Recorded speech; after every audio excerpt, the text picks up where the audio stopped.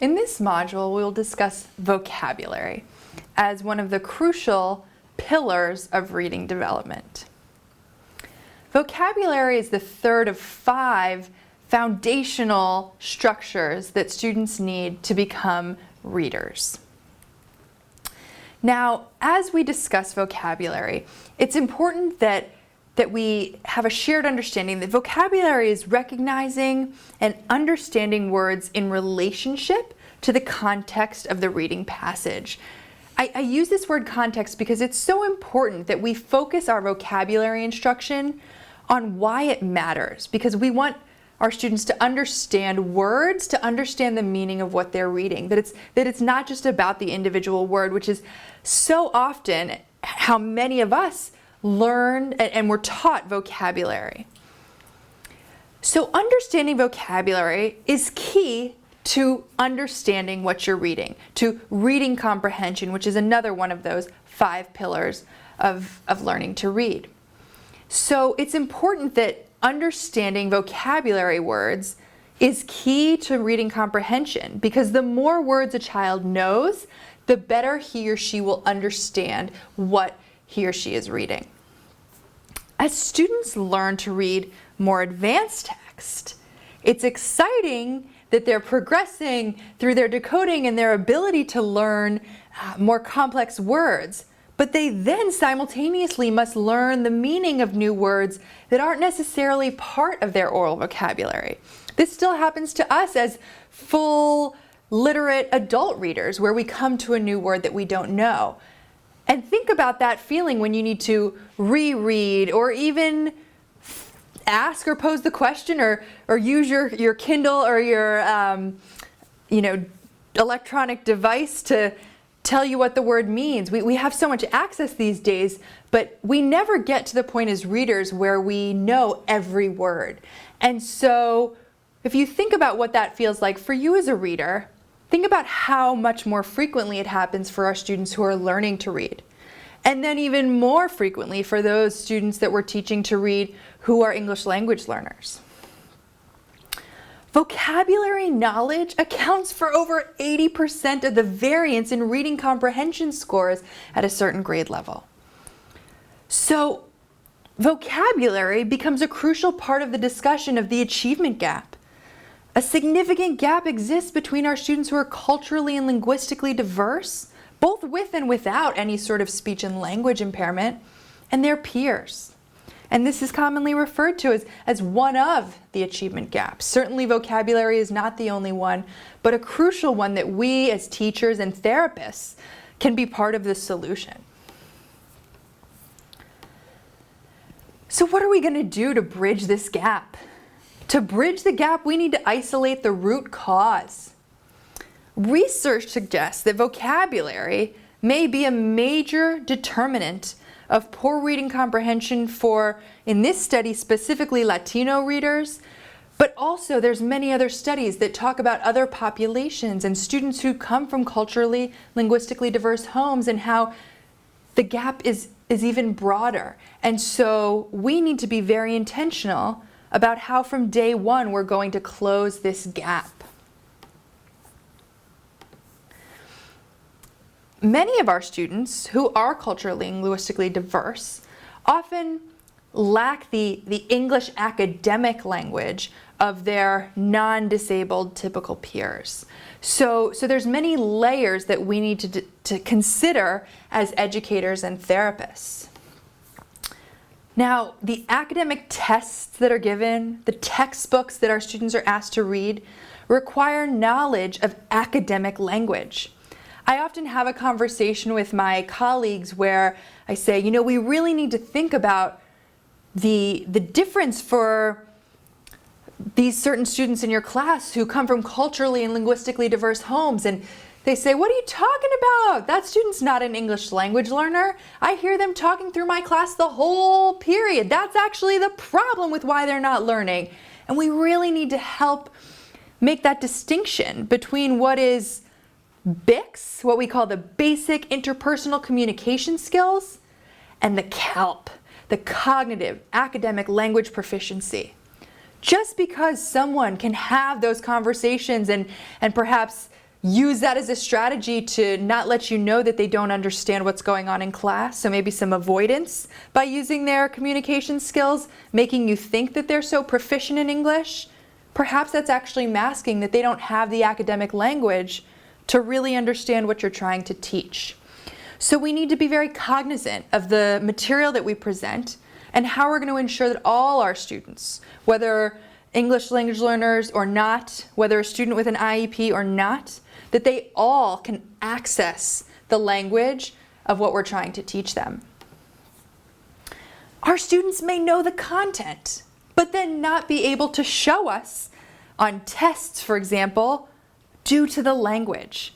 I see this all the time where a student can demonstrate and show me the mastery that they have, but yet the words on an assessment of one of my colleagues or the language demands of a standardized test become the barrier between my student showing my colleagues or showing the state what they know. And so we need to be very intentional about teaching that academic language, helping our students to anticipate and expect certain academic language terms to be on those tests. So we can't just make those go away. Those are realities of the current climate that in which we teach. So we need to ensure that we build that bridge between what our students do know and the language that they're going to need in order to access and demonstrate their understanding. So there's a few myths about vocabulary instruction that I think we need to address. Myths need to be confronted because they can prevent the most efficient use of vocabulary teaching. Too many students in our schools across the country are too far below grade level in word knowledge to persist with inefficient and ineffective teaching methods. We need to put a hold on some of these strategies and really talk about what's effective. What does the research show us will help our students learn exponentially more words? If you have not already spent time on this site, I highly encourage you to spend time on wordgeneration.org. This is a wonderful website that provides tons of free resources for a program that can be scaffolded for all ages. It was originally developed for middle schoolers, but wow, have I found ways to bring it into elementary schools, middle schools, and high schools. And one of the things that I love is they really help us to debunk some of the myths of vocabulary instruction and show videos of teachers using great vocabulary instruction collaboratively across department colleagues to ensure that students have mastery of new words. Myth number 1, explicit teaching doesn't work. Number 2, word meanings can usually be inferred from context. Number 3, students can learn new word meaning from dictionary definitions. Let's just go have them look it up and perhaps alphabetize the words after. Number 4, we can understand texts in which we understand about 75% of the words. Folks, these myths, they're not true, but yet they have been the foundation for how we have taught students vocabulary, or thought we were teaching students vocabulary, for decades. Myth number 5, we learn a word just from a few exposures. Number 6, word meaning is simple. A word means what it means. Number 7, discourse connectives, they get learned incidentally. It just happens. Or that students know when they don't know words. Not always. And finally, if you can spell it and pronounce it, you know it. Let's put these myths to the test. I'm going to give you a word. There it is. Can you read it? Let's put myth number 9 to the test. If you can pronounce it, you must know it, right? So what does it mean? Not so sure? Here's your definition. Because if you get the definition, you always know it. So many ancient scripts were frequently or typically written boustrophodonically, but in Greek it is found most commonly on prehistoric and archaic inscriptions, becoming less and less popular through the Hellenistic period. You've got it now, right? You could use this. Spoken language, written language, you've mastered it. I've said it a few times, you heard the definition, you could pronounce it. What's the matter? Can you infer the meaning from the context that I provided? Come on, you know more than 75% of the words. What does it mean? You were able to pronounce it. Come on, what does it mean? You must know it. Here's the definition: the writing of alternate lines in opposite directions. I see it starting to come together for some of you. Starting, but not even mastery just yet. More context. You get the idea. We need to be thorough and thoughtful with our students and not make assumptions that just because they were able to decode it or because they know a certain percentage of the words that they can master it. Our students are less able to use context to disambiguate meaning of unfamiliar words because there's a higher proportion of words in the text that are likely to be unknown. This is exponentially true for our students who are English language learners or who have a speech and language impairment. And so we need to make sure that we, but also our colleagues, are aware of those hurdles for our students. A word would need to be encountered how many times, do you think, to be learned with high probability? The current research says over 8 times. Vocabulary relates to reading comprehension, and the effect is reciprocal. So the more words our students know, the more they'll be able to comprehend. And the more our students are able to comprehend, the more they enjoy reading and the more words they will learn. So it's so important that we understand this relationship and figure out how to foster it instead of it becoming the hurdle that prevents our students from enjoying reading. Greater vocabulary knowledge makes comprehension easier, and more reading generates greater vocabularies. The probability, to just bust some more myths, of acquiring an unknown word incidentally is only about 15%. So we need to stop thinking that just by having the words on the page that our students will master.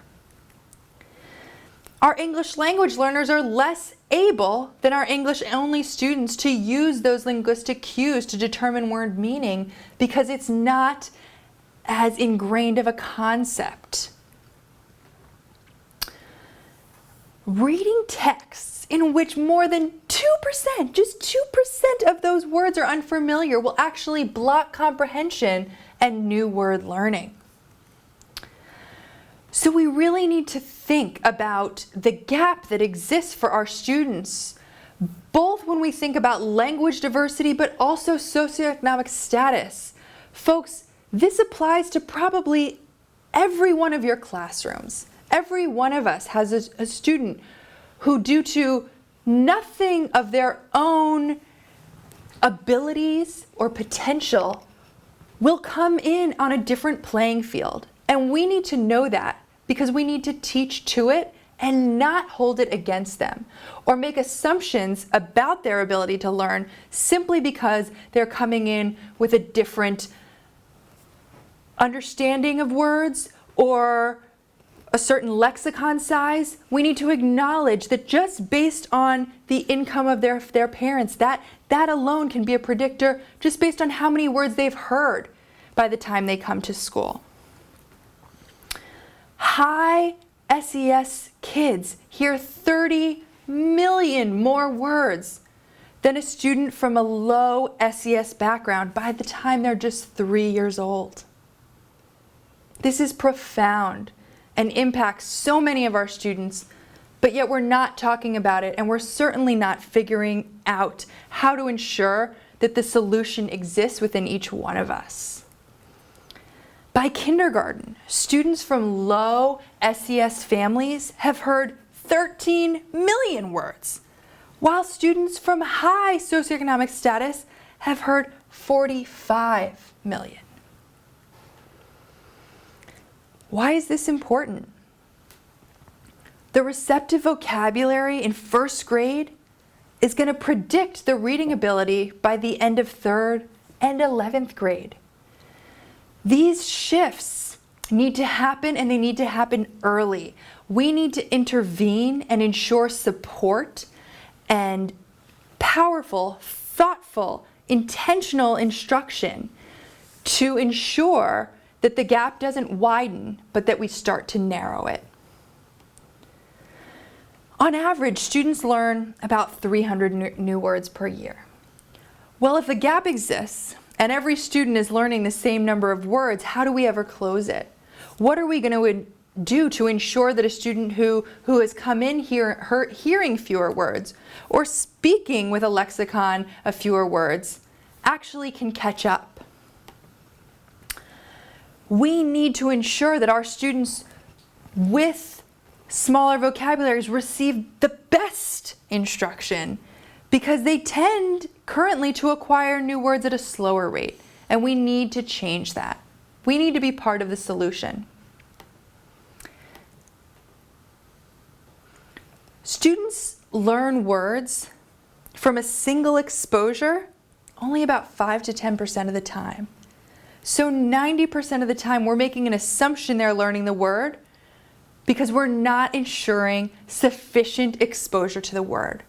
One of the things that word generation has shown us is the wonderful benefit of having a grade level team across academic content areas focus on the same words so that students are getting exposure to those new vocabulary words throughout the school day in different contexts, having opportunities to hear it receptively and in a safe space, because we all have a shared understanding of those new words for the week, to try it out in their own spoken and written language.